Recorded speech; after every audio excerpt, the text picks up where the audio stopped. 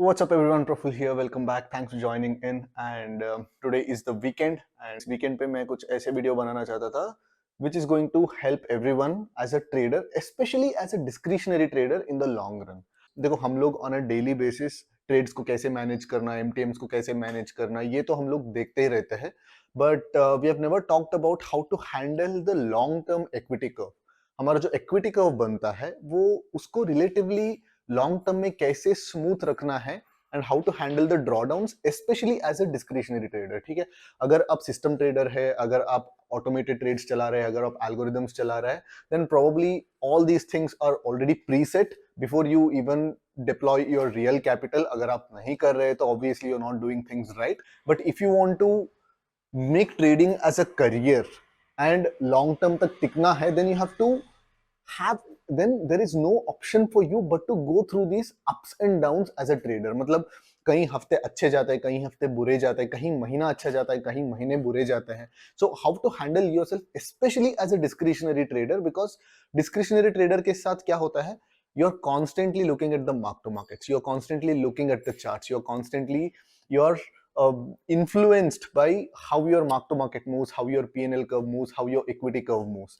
So that is why it becomes very important to regulate your emotions and to regulate your risk as per how your equity curve is going. इस video में यही बात करने वाला है, as a discretionary trader, how to calibrate yourself as per the changing market regime so that your equity curve is relatively smooth. कि as option sellers we know that our returns are not convex. Returns और not convex मतलब इसका मतलब क्या होता है, हमारा जो रिटर्न्स आता है वो छोटे छोटे कंसिस्टेंट रिटर्न्स आते रहते हैं, है ना. But as an option buyer और एज अ ट्रेंड फॉलोवर उनका रिटर्न्स कैसा रहता है, लंपी रहता है. मतलब उनका डिस्ट्रीब्यूशन ऑफ रिटर्न्स कैसे रहते हैं, लंपी रहते हैं. मतलब if you take a trend follower और if you take an option buyer, उनका कैसा रहता है, साल में 7 महीने वो लोग ड्रॉडाउन में रहते हैं, 7 महीने उनका कुछ रिटर्न्स नहीं बनते, बट पूरे के पूरे साल के रिटर्न्स वो 3 महीने में बनता है. तो उनका पोजीशन साइजिंग होने दो, उनका ड्रॉडाउन हैंडल करने का तरीका होने दो, और उनका रिस्क एपेटाइट होने दो. That is completely different. I am talking purely in terms of an option seller whose returns are not lumpy but whose returns are small but consistent. हमारा रिटर्न्स कैसे रहता है, छोटे छोटे रिटर्न्स रहते हैं. हर हर दिन आधा परसेंट, 1%, कभी अच्छे अच्छे दिन आता है तो 2-2.5% बनता है. बट मैक्सिमम मैक्सिमम हमारा जो रिटर्न्स होता है वो छोटे होते हैं बट कंसिस्टेंट होते हैं. That is what our returns are not convex but our losses can be convex. मतलब किसी दिन बड़ा मोमेंटम आ जाता है, then we might take a huge hit, especially if your risk management is not in place. So that is why जब भी आपका losses शुरू होता है, जब भी आपका drawdown phase शुरू होता है, what are the things that as a discretionary trader, especially as an option seller, that you should be considering. तो फर्स्ट थिंग मैं अपने खुद के एक्सपीरियंस से बताता हूँ. You guys must have noticed that 2 हफ्ते पहले मेरा एक बड़ा लॉस हुआ था, अराउंड 1.4% का लॉस हुआ था ऑन निफ्टी एक्सपायरी. 2:30 बजे के आसपास एक बड़ा मूव आ गया जहां पे 60-70 पैसे का ऑप्शन 60-70 रुपए बन गए थे. ऑलमोस्ट 100 टाइम्स शूट अप हो गए थे सारे options, that too at the fag end of the expiry. And उसको कहते हैं हम लोग गामा मूव्स. तो दिस गामा मूव में which I thought that it was an opportunity for me to add the risk, but it went wrong and I almost exited at the worst possible mark to market. 1.4% बहुत ज्यादा लोगों को, मतलब वो लोग तो loss भी नहीं मानते उस चीज को, because I know people specially in the Indian markets बहुत बड़े बड़े रिस्क लेते हैं, 5-10% के हर रोज का रिस्क लेते हैं. बट यूजुअली लोग तो 10% के नीचे ड्रॉडाउन कंसिडर भी नहीं करते. बट मेरा रूल ये रहता है कि अगर 3% से ज्यादा मेरा ड्रॉडाउन होना शुरू हो जाता है, then I become extremely alert and I become very cautious. इसके पीछे का लॉजिक क्या है, इसके पीछे का रीजन क्या है. As an option seller I target somewhere around 40-50% in a year. But last 3 साल से भी मेरा कॉन्सिस्टेंटली उससे बहुत ज्यादा ही मतलब रिटर्न आ रहा है. But as an option seller, the general returns that one should aim is somewhere around 4% per month, which translates to somewhere around 40-50% per month. And especially when your system has some amount of tail risk, then it doesn't make sense for you to take the drawdown which is more than 1/10 of your yearly returns. ये मेरा standard है, ये मेरा standard है, ये मेरा rule है. So that is Y मैं क्या करता हूँ, अगर 5% मेरा मैक्सिमम ड्रॉडाउन का लिमिट है, तो मैं जैसे 2.5%, 3% के आसपास मेरा ड्रॉडाउन टच होना शुरू हो जाता है, तब मैं अलर्ट बनना शुरू हो जाऊंगा. लोग क्या करते हैं, इसका उल्टा करते हैं. लोग क्या करते हैं, जब ड्रॉडाउन पे चले जाते हैं, उन लोगों को उस ड्रॉडाउन को जल्दी रिकवर करना होता है, that is why they trade more aggressively, they trade with higher size, they trade with closer strikes. वो लोग जल्दी रिकवर करने के चक्कर में उनका ड्रॉडाउन बढ़ जाता है। इसका कैसे कंट्रोल करना है? सिंपल चीज है, लॉजिकली सोचना पड़ेगा। देखो, एज अ डिस्क्रिशनरी ट्रेडर, आपका डिस्क्रिशन जो है, आपका मार्केट का रीडिंग जो है, and how you feel on that particular day, all these things govern your performance, है ना। फॉर एग्जाम्पल, आपका जो मार्केट का रीड काफी अच्छा है उस दिन, but you are not feeling well, और you are not feeling energetic, और आपने घर पे किसी से झगड़ा करके आए हैं, and your mind is not at the right place, then of course you are not going to perform at your optimal. तो there are so many things which affects the discretionary trader. तो आपको देखना पड़ेगा कि आपको देखना पड़ेगा and आपको एक्सेप्ट करना पड़ेगा कि आपका जो परफॉर्मेंस है, आप कैसे परफॉर्म करते हैं, आपका ट्रेड्स कैसे अच्छे जाते हैं कि बुरे जाते हैं, that is not just because of the markets, but because of a lot of things that are going on in your personal life and that is going on physically. आप ये सोचो, अगर आपका लॉसेस हो रहा है, कंसिस्टेंटली लॉसेस, छोटे छोटे लॉसेस हो रहा है, या किसी दिन एक बड़ा लॉस हो गया, तो उसके पीछे दो कारण हो सकता है। One is you broke your rules, आपका रिस्क मैनेजमेंट को आपने फॉलो नहीं किया, या आपके रूल्स को आपने फॉलो नहीं किया, एक हो सकता है। दूसरा ये हो सकता है कि it was just the markets moves, it was just the markets extreme volatility which didn't suit your system. तो दो ही कारण हो सकता है ना, इधर मार्केट बहुत ज्यादा वोलेटाइल हो गया, या आपने आपके रूल्स को फॉलो नहीं किया एंड आपने कुछ ओवर ट्रेडिंग किए रहेंगे, या आपने कुछ एग्रेसिव ट्रेडिंग किए रहेंगे, या कुछ तो मतलब आपके तरफ से एक अनफोर्स्ड एरर हुआ रहेगा। That is when you should start reducing your risk. मतलब क्या है, समथिंग इज नॉट राइट, है ना। Something is not right. अगर आपको लॉसेस हो रहा है, तो इन तीन चीजों में से कुछ भी हो सकता है, and all three things are against you. When things are going against you, it means that either market का regime आपके ट्रेडिंग सिस्टम को सूट नहीं हो रहा है, या आपका जो ट्रेड करने का तरीका है वो सही नहीं है, आपका मार्केट का जो रीड है वो सही नहीं है, you are kind of out of sync with the markets, और you are kind of not in a great mental state to execute those trades. In both this cases it is beneficial for you to reduce your risk. तो that is why जब भी आपका एक बड़ा loss होता है, तो अगले दिन आप ट्रेड मत करो, या ट्रेड करना भी है तो काफी कम रिस्क से ट्रेड करो, छोटे साइज से ट्रेड करो, लेस एग्रेशन से ट्रेड करो।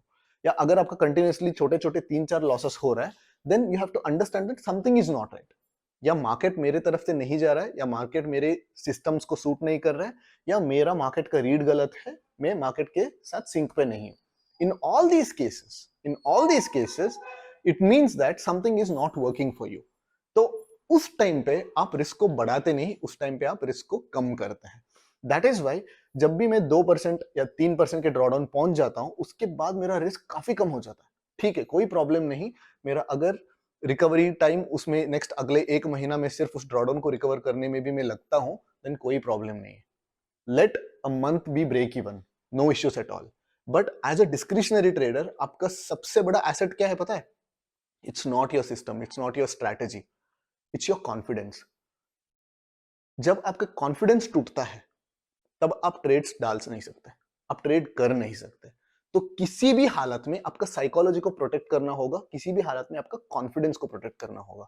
तो कॉन्फिडेंस तब भी प्रोटेक्ट होती है जब आपके लॉसेस कंट्रोल्ड में रहते हैं। मैं कैसे सोचता हूं, मान लो कि मेरे 5% का ड्रॉडाउन भी हो गया, तो मेरा एवरेज मंथ का गेन भी कितना होता है? 5% होता है। तो 1 महीने मेरा 5% ड्रॉडाउन हो गया, अगले महीने वो कवर भी हो जाएगा, तो 2 महीने में मेरा ड्रॉडाउन रिकवर हो जाता है। तो किसी भी हालत में अगर 2 महीने से ज्यादा अगर ड्रॉडाउन होता है, then that starts affecting my confidence, that starts affecting my psychology, then I'll start questioning my own ability to trade। ये सारे बहुत साइकोलॉजिकल थिंग्स है, ठीक है। आप इसको सिर्फ नंबर पे मेजर नहीं कर सकते। सो सो आपको ये सारी चीज को दिमाग में रख के आपका रिस्क को इधर बढ़ाना होगा या कम करना होगा। मैं रिस्क कब बढ़ाता हूं? When things are completely going well. मान लो कि मैं महीना स्टार्ट किया, फर्स्ट हफ्ते में ही मेरा 2.5% या 3% बन गया किसी एक महीने। In that month I try to up my risk. मतलब क्या है, कुछ तो अच्छा चल रहा है, either I'm trading really well, I'm super focused, I'm completely in sync with the markets, or the markets are behaving in a way where my systems are doing extremely well, मेरे rules के तरफ से market चल रहा है। So whenever things are going in your favor, then you have to increase the risk. Whenever things are not going in your favor, आप risk को कम करते करते करते जाना है। ठीक है, बिकॉज आपका कॉन्फिडेंस अगर टूट जाता है तो then you will be prone to make a lot of unforced errors as discretionary trader. तो इसलिए आप हमेशा ये ध्यान रखिए कि जैसे जैसे आप कंटिन्यूसली छोटे छोटे लॉसेस ले रहे हैं, उसके बाद रिस्क को कम करते जाओ, ना कि बढ़ाते। बट ज्यादातर लोग क्या करते हैं, जैसे ड्रॉडाउन होता है उस ड्रॉडाउन को रिकवर करने के चक्कर में ज्यादा रिस्क लेते हैं, तो एक बड़ा ड्रॉडाउन में चले जाते हैं। Then it will be the beginning of a domino effect, एक लिम्बो में चले जाते हैं। उससे हर दूसरे गलती जो नया ट्रेडर करता है वो आप भी करने शुरू करते हैं, because of your fucked up psychology. तो साइकोलॉजी प्रिजर्व करने के लिए आपको ड्रॉडाउन को कंट्रोल में रखना होगा, एंड दैट इज वाई मेरा रूल ये है कि अगर मेरा मैक्स ड्रॉडाउन जो मेरा रहता है 5%, ठीक है, अगर उसका आधा टच हो जाता है उस पॉइंट ऑफ टाइम से मैं धीरे धीरे धीरे रिस्क रिड्यूस करना शुरू करता हूँ। जब मेरा महीना अच्छा चल रहा होता है then I try to take extra risk, क्योंकि अगर एक दो छोटा मोटा लॉसेस हो भी गया तो even then I won't be in a drawdown, I my month won't be in negative. As an option seller when your expected return in a year is somewhere around 40-50%, and अगर आप किसी भी तरह गलती से 15-20% अगर ड्रॉडाउन पे पहुंच जाते हैं, देन आपको पता है कि भाई इस 20% को रिकवर करने में मेरे को 6 महीना लगने वाला है, देन आप कोई भी कंडीशन में आप उतना हार्ड वर्क कर ही नहीं पाओगे for the next 6 months just to come to break even, है ना।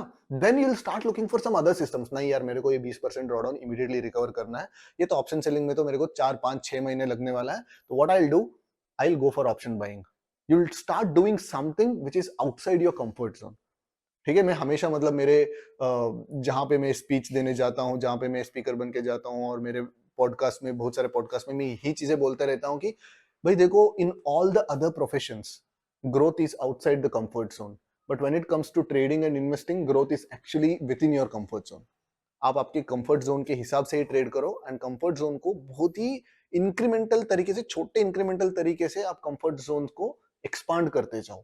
डायरेक्टली सडनली आपके कंफर्ट जोन से बाहर जाके आप ट्रेड मत करो, it's never going to and.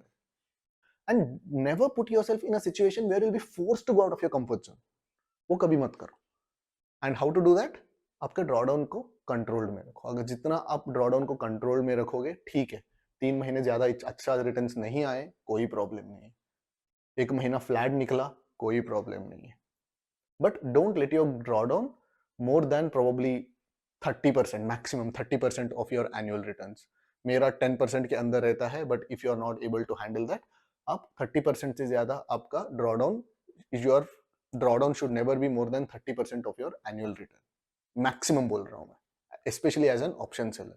But for an option buyer और फॉर अ ट्रेंड फॉलोअर और फॉर अ फ्यूचर्स ट्रेडर जिनका रिटर्न्स कॉन्वेक्स होता है, जिनका रिटर्न्स लंपी होता है, for them it's a completely different thing. उसके बारे में मैं कभी किसी और वीडियो में बताऊंगा। This video is completely for the discretionary option sellers whose returns are not convex and whose returns are not lumpy in nature. I hope इस वीडियो से आपको कुछ ना कुछ फायदा हुआ रहेगा, एंड या I will see you guys in my next live trading video. Till then, take care.